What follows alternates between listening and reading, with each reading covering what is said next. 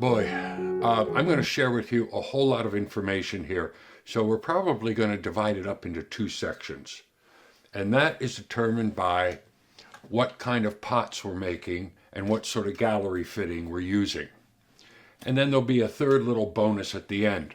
But there are two main ways lids fit onto pots. One is the gallery, or the ledge, is on the pot, and the plain simple lid fits and rests on that gallery. The other way is the opposite. The gallery is on the lid, and the pot is very plain rimmed, and the gallery drops into that plain rim. And then there's a few others which we'll get to also. But I'm going to roll through, I think, let's see, 5 different ways to not only make galleries, but more important, the lid, the style of lid.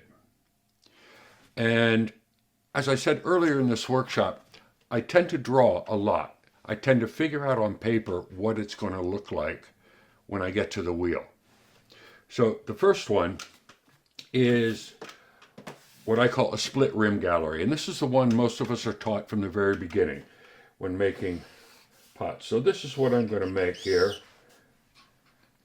And I'm going to split this. Now I'm drawing this pot as if it were cut in half.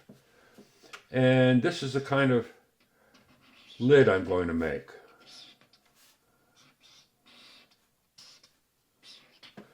And eventually, I'm going to put a handle across the top of it.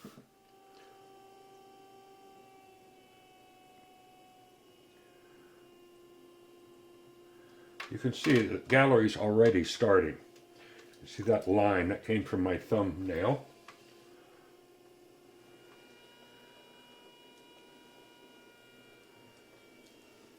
Okay, I've got a just trying to see where I'm going to go with this. 4.5. Okay, so that's 4.5 from there to there. So I'm going to go in and round off. So now I've got this going on inside. Bring this up.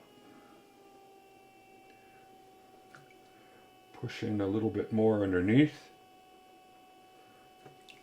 And now drop it down.